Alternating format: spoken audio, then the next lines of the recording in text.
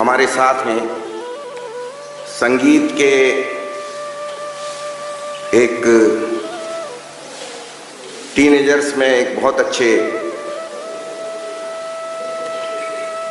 Musician, instrument player और संगीतकार master रक्षित शर्मा।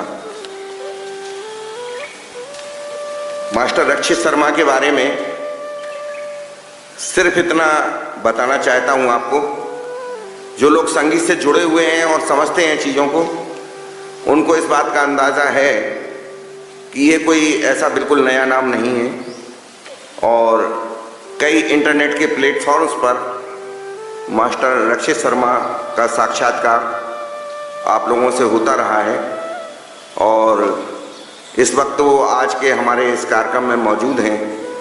मैं जो नई पीढ़ी है ख़ास तौर से उसको ये बताने के लिए कि संगीत में आगे बढ़ने के लिए क्या और कैसे करना चाहिए, मैं कुछ टिप्स मास्टर रक्षित शर्मा साहब से लेना चाहता हूँ। मैं ये भी बता दूँ कि मास्टर रक्षित शर्मा को पंडित रक्षित शर्मा बाल गुरु की तरह से भी लोग जानते हैं। उनका एक परिचय ये भी है कि बाल गुरु के रूप में, क्योंकि वो बच्चों को सिखाते भी हैं। भारतीय पब्लिक स्कूल में वो उन्होंने बच्चों को बहुत तालीम दी है संगीत की। झांसी में है भारतीय पब्लिक स्कूल, हालांकि उनका ताल्लुक आगरा से है मास्टर रक्षित शर्मा जी का, लेकिन वो अक्सर उनके मामा जी हैं अमित विश्वकर्मा जी, जो डायरेक्टर हैं भारतीय पब्लिक स्कूल के, और समय समय पर प्रोग्राम्स वगैरह में उनको बुलाते रहते हैं। और बाकी बातचीत चलिए आगे मास्टर रक्षित शर्मा जी से ही करते हैं।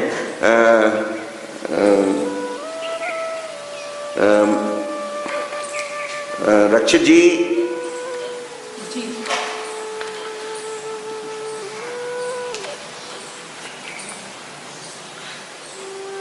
मैं ये चाहता हूं कि आप हमारे आज के इस प्रोग्राम के अतिथि हैं, गेस्ट हैं। कुछ ऐसे टिप्स आप हमारे सुनने वालों को दें, खासतौर से बच्चों को, जिनसे म्यूजिक में उन्हें आगे जाके फायदा हो सके।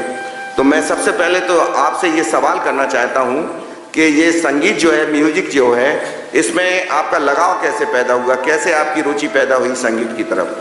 जी, मैं आपको बताऊं तो मेरा लगाव संगीत की तरफ तब झुका जब मैं अपनी माँ को क्लासिकल संगीत गाते हुए सुनता था।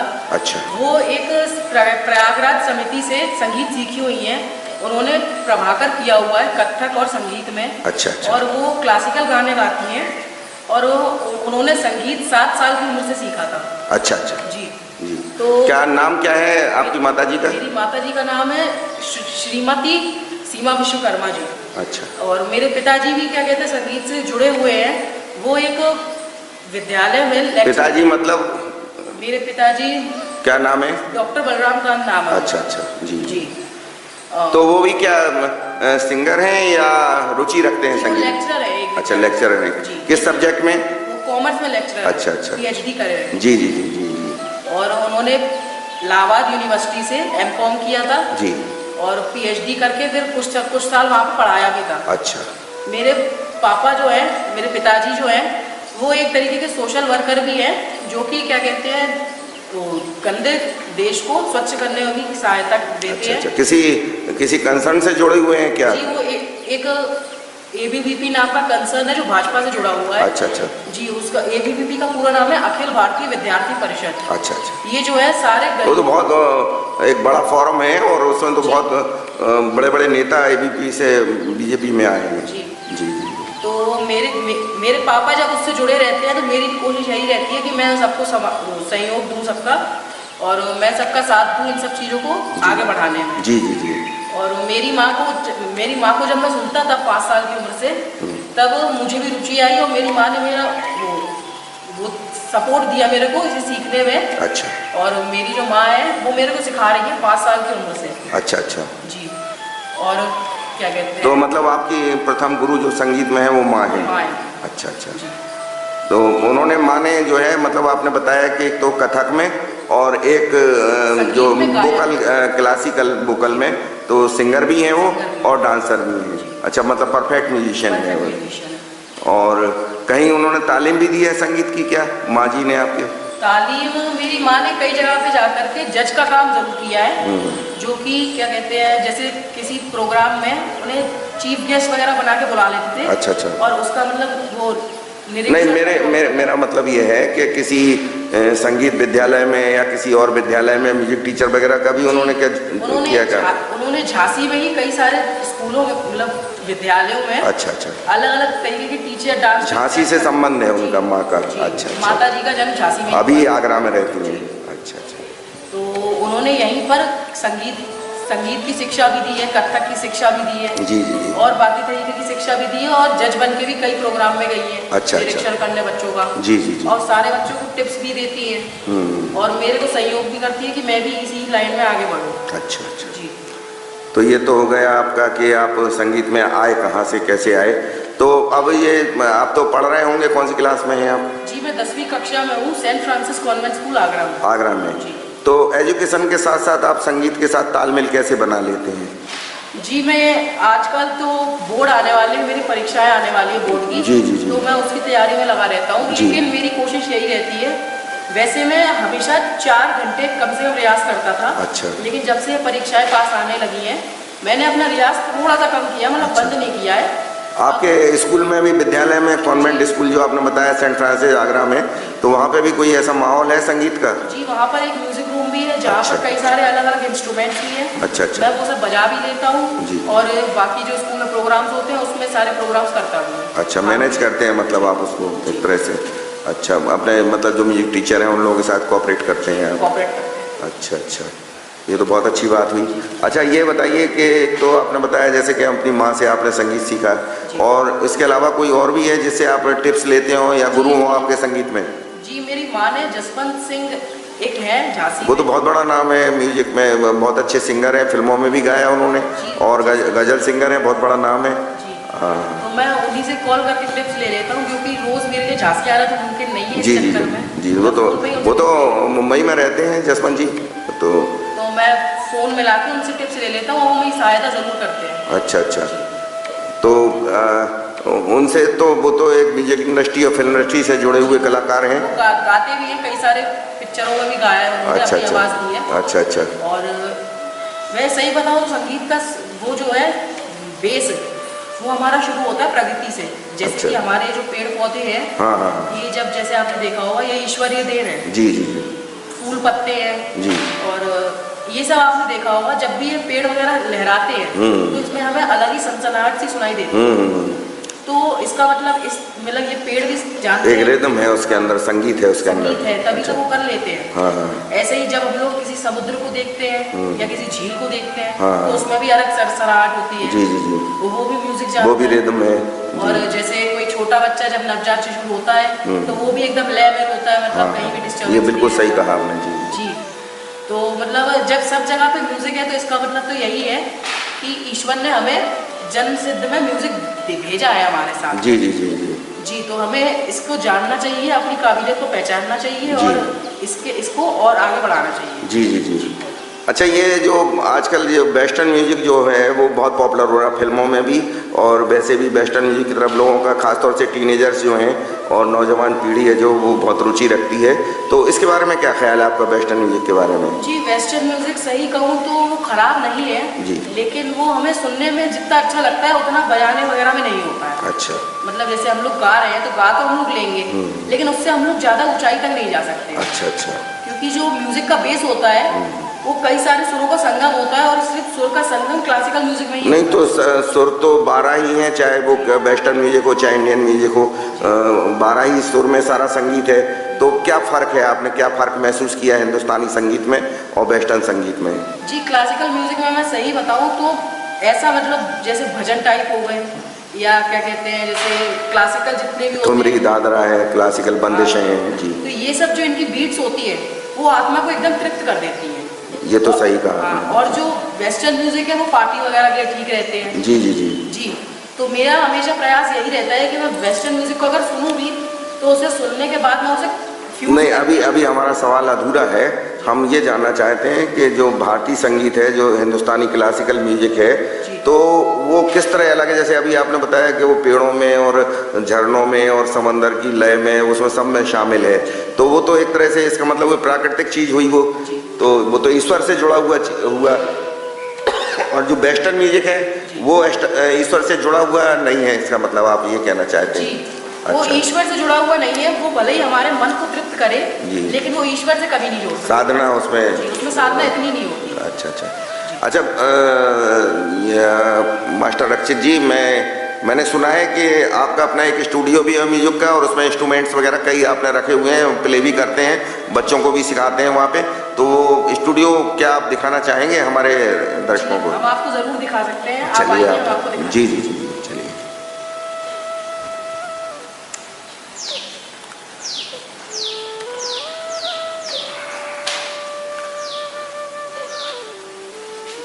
जी, ये मेरा स्टूडियो है। अच्छा।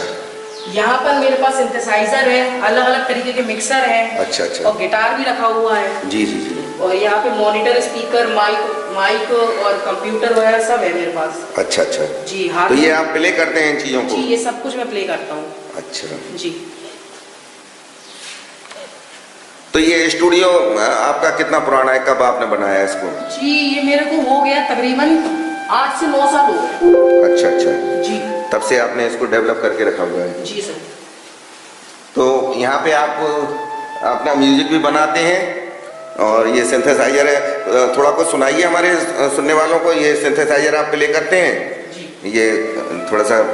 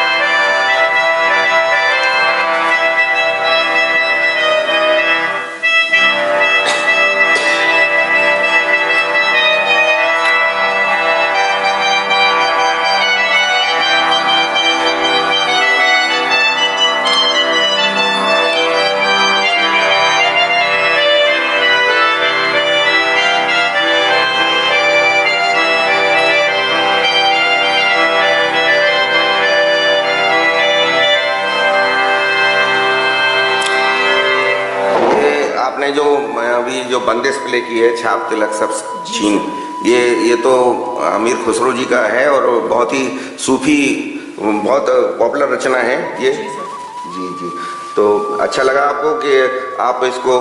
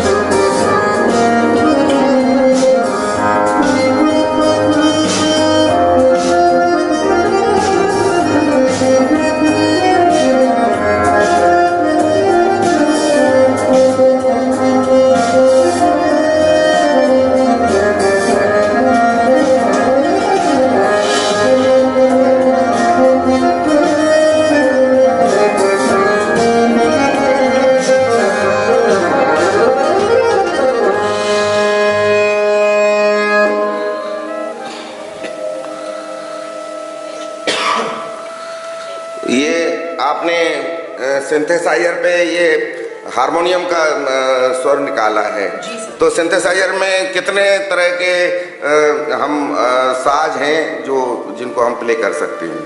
जी सही बताऊं तो इसमें हम लोग हर तरीके के साज प्ले कर सकते हैं। अच्छा, जैसे कि हमारे पास हारमोनियम हो गया, हाँ, हाँ। हमारा हारमोनिका हो गया, हाँ, हाँ। माउथ ऑर्गन हो गया, स्वर मंडल हो गया, सितार हो गया, जी जी जी। गिटार हो गया, जी। तबला हो गया, ड्रम हो गया, ये सब हम लोग इस पे प्ले कर सकते हैं। अच्छा अच्छा। जी। ये हमारे पास जो पियानो है ये यामाहा का है। अच्छा, जो इसमें क्या खास बात है? इसमें खास बात ये है कि क्या कहते हैं, इसमें हमें 3 साल की वारंटी मिलती है। अच्छा। और ये जो है इतना बढ़िया कीबोर्ड है जो इंडियन क्लासिकल सॉन्ग्स को सारा का सारा वो सहयोग का रखता है। अच्छा अच्छा अच्छा अच्छा। जी जी जी। अच्छा, और जो सिंथेसाइजर्स हैं उसमें इतना ये इंडियन क्लासिकल के हिसाब से उतना सिस्टम नहीं है, मतलब आप कह रहे हैं। अच्छा अच्छा अच्छा। और ये आपके पास गिटार भी है, तो ये गिटार भी आप प्ले करते हैं क्या? जी, हम लोग कभी कभी गिटार भी प्ले करते हैं। अच्छा जी, हमारी प्रैक्टिस लगभग सारे इंस्ट्रूमेंट्स की ही रहती है। अच्छा अच्छा अच्छा अच्छा। ये तो बहुत अच्छी बात है। तो मास्टर रक्षित शर्मा जी, मैं ये जानना चाहता हूँ आपसे, बहुत अच्छा लगा आज आप बहुत छोटी सी मुलाकात आपसे हुई, हम लोग बहुत जल्द फिर मिलेंगे। मैं ये जानना चाहता हूँ कि आप जो संगीत में नए बच्चे जो आते रहते हैं और आ रहे हैं और आ चुके हैं, उनके लिए आप क्या संदेश देना चाहेंगे? किस तरह का वो संगीत सुने और किस तरह का वो इंस्ट्रूमेंट्स वगैरह प्ले करें, किस तरह से करें कि वो आगे उनको और अच्छा हो सके जीवन में उनके लिए? जी, मैं सच बताऊं तो सबसे बढ़िया चीज ये होती है कि अगर कोई गाने की प्रैक्टिस कर रहा है, हाँ, तो वो पहले वो गाने को फील करेगा। अच्छा। जब वो गाने को फील करेगा तभी मतलब अपने अंदर समो ले उसको गाने को। जब वो गाने को फील करेगा उसके बाद ही वो किसी चीज को बजा सकता है या गा सकता है। बहुत अच्छी बात आपने कही है, बिल्कुल बिल्कुल। अगर हम वोकल्स की प्रैक्टिस करते हैं, हाँ। तो हमें ये ध्यान रखना चाहिए कि जैसे हम लोग ठंडी चीजें ना खाएं। अच्छा। जैसे क्या कहते हैं, हमारा आइसक्रीम हो, फ्रिज का आइटम जो भी फ्रिज का है। आइटम हो गया, आइसक्रीम्स हो गई, पानी पूरी वगैरह हो गई, मतलब खट्टी चीजें बिल्कुल अवॉइड कर दें। अच्छा अच्छा। तभी हमारा गला जो है एकदम सही रहेगा जी। और गाने लायक रहेगा। तो आप स्वयं भी ये परहेज रखते हैं? जी सर। अच्छा अच्छा। और दूसरा, म्यूजिक कौन सा म्यूजिक अपनाना चाहिए? मैं सच कहूँ तो क्लासिकल म्यूजिक ज्यादा अच्छा रहता है। बेस क्लासिकल होना बेस चाहिए, क्लासिकल मतलब चाहे वो सीखें प्ले करें या उसमें संगीत सुनने का जो उनका एक जो समय निर्धारित करें वो अपने लिए, उसमें भी वो क्लासिकल बेस, या तो अच्छा बेस क्लासिकल होना चाहिए, यानी कि ठुमरी, दादरा, गजल, भजन कुछ भी हो, लेकिन उसका बेस क्लासिकल होना चाहिए।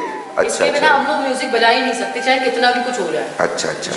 तो संगीत मतलब क्लासिकल की तालीम जरूर लेना चाहिए थोड़ा बहुत सबको। एजुकेशन जो है म्यूजिक की जो भी सीख रहा है तो वो संगीत की क्लासिकल की तालीम उनको जरूर लेनी चाहिए, चाहे भले ही वो फिर वेस्टर्न म्यूजिक करें, भले ही, मतलब आपका कहना ये है कि संगीत कोई बुरा नहीं होता और वेस्टर्न भी अगर वो चाहे तो सीख सकते हैं, लेकिन हिंदुस्तानी क्लासिकल म्यूजिक के बारे में जरूर उनको नॉलेज होना चाहिए। जैसा कि मैंने बताया, मैं भी वेस्टर्न म्यूजिक को चेंज करके मतलब क्लासिकल में लाने की कोशिश करता हूँ। अच्छा। तो उससे मतलब अगर हम लोग मतलब उसको फ्यूजन एक तरह से, फ्यूजन एक तरीके से अगर हम लोग वो सीख जाएंगे तो फिर हम लोगों के लिए कोई भी म्यूजिक जो है वो सब एक समान हो जाएगा, सब एकदम बराबर हो जाएगा और सब हमें ईश्वर से, मतलब हाँ, ईश्वर से जोड़ते हैं। संगीत तो आपस में जैसे 7 समंदर हैं, आपस में मिलते हैं, इसी तरह से आपका कि दुनिया का जो भी संगीत है वो आपस में एक तालमेल उसमें होना चाहिए, फ्यूजन उसको बना के और हमें पॉपुलर करना चाहिए उसको।